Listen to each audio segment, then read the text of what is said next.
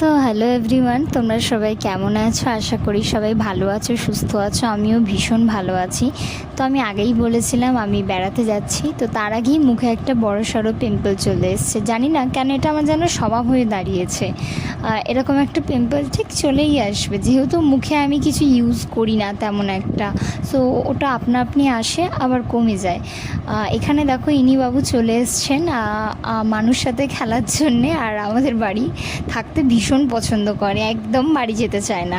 ওকে যতবার বাড়ি দিয়ে আসা হবে ততবার কান্না করবে আর আমাদের কাছে চলে আসবে। ভীষণ ভালো লাগে ওকে আমার, ভীষণ কিউটও। তো এখানে দেখো আমি ওকে কোলে নিয়েছিলাম, তো দেখি হুট করে দেখি ঘুমিয়ে পড়েছে আমার কোলেই। তো আমি ওকে গিয়ে আবার শুইয়ে দিলাম। আর দেখো কি কিউট লাগছে ওকে ঘুমন্ত অবস্থায়। তো আগের একটা ভিডিওতে আমাকে একজন কমেন্ট করেছিল যে দিদি আমার নামটা নিও, আমার নাম Sanifa. Thank you so much আমার ভিডিও লাইক করার জন্যে। Thank you so much. তুমি খুব ভালো থেকো, সুস্থ থেকো। তো এখানে দেখো ব্যাকপ্যাকিংয়ের একটা ভিডিও নিয়ে আমি আবার চলে এসেছি তোমাদের সামনে। আমি যেহেতু ঘুরতে যাচ্ছি, তো এখানে ব্যাকপ্যাকিংয়ের একটা ভিডিও ভাবলাম তোমাদের সাথে শেয়ার করেই ফেলি।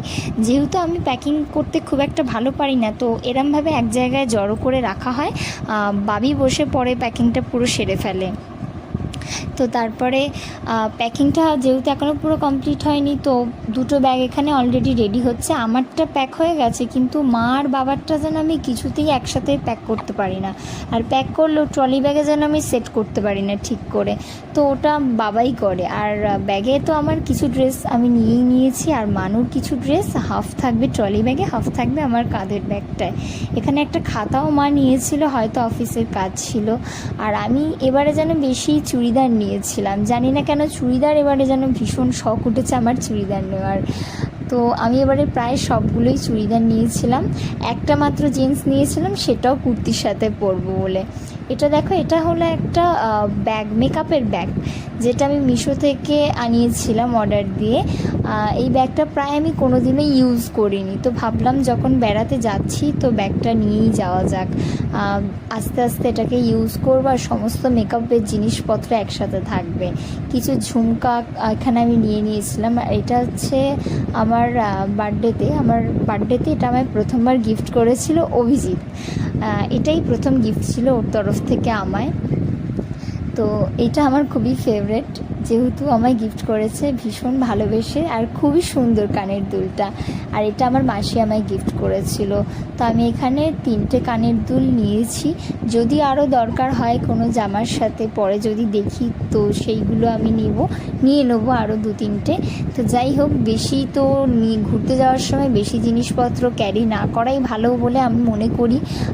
তো এখানে আমি অল্প জিনিসই নেব, আর মেকআপের জিনিসও বেশি নেব না, কারণ বেশি মেকআপ তো করি না শ্যুট ছাড়া, আর এমনি ডান্স ছাড়া আমি বেশি মেকআপ করি না। তো যাই হোক, মেকআপের জিনিস যদি আমি এখনও গোছাইনি, অল্প কিছু নিয়েছি। একটা লিপস্টিক, একটা ফিক্সারের বোতল, একটা আর লিকুইড কাজল, তো এইসবই নিয়েছিলাম, আর তেমন কিছু নেইনি। তো এখন পরে ঢোকাবো হাতে, আর একটা দিন সময় আছে, তো তার মধ্যে পুরোটাই কমপ্লিট করে নেবো ভেবেছি।